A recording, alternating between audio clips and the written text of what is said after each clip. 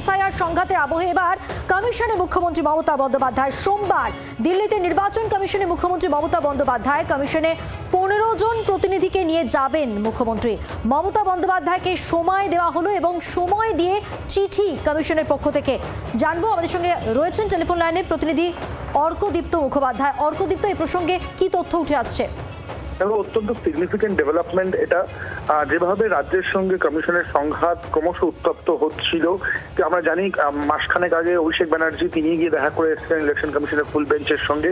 এই মুহূর্তে যে খবর পাওয়া যাচ্ছে ইলেকশন কমিশনের সূত্রে, যে মুখ্যমন্ত্রীর সঙ্গে ইলেকশন কমিশনের ফুল বেঞ্চ, জ্ঞানেশ কুমার থাকবেন এবং ফুল বেঞ্চ তারা বৈঠক করবেন আগামী 2রা ফেব্রুয়ারি। মুখ্যমন্ত্রীকে বিকেল 4টের সময় দেওয়া হয়েছে এবং এই নিয়ে চিঠিও পাঠানো হয়েছে এবং এসআইআর নিয়েই কিন্তু মুখ্যমন্ত্রী সময় চান, এমনটা জানা যাচ্ছে কমিশনের সূত্রে। এবং এই চিঠিতে আরো একটা সিগনিফিকেন্ট ডেভেলপমেন্ট হচ্ছে, এই চিঠি একটা সিগনিফিকেন্ট বিষয় হচ্ছে এই চিঠিতে তাকে টিএমসি চেয়ারপারসন হিসেবে তাকে মেনশন করা হয়েছে এবং 15 জনের যে ডেলিগেট নিয়ে মুখ্যমন্ত্রী যাবেন এই বৈঠকে, 2 তারিখের এই বৈঠকে। তো সুতরাং সব মিলিয়ে দেখো, এসআইআর এর যে আবহের মধ্যে পশ্চিমবঙ্গে একের পর এক পরিস্থিতি উত্তপ্ত হচ্ছে, একের পর এক রাজনৈতিক বাকবিতণ্ডা এসআইআর কে কেন্দ্র করে। সেখানে দাঁড়িয়ে মুখ্যমন্ত্রীর সাথে জ্ঞানেশ কুমার সহ নির্বাচন কমিশনের ফুল বেঞ্চের এই বৈঠক অত্যন্ত তাৎপর্যপূর্ণ হতে চলেছে এবং আগামী দিনে পশ্চিমবঙ্গে এসআইআর এবং একই সঙ্গে বিধানসভা ভোট, তার আগেও কিন্তু এটা একটা অত্যন্ত সিগনিফিকেন্ট মুভ হতে পারে দু তরফের দিক থেকেই।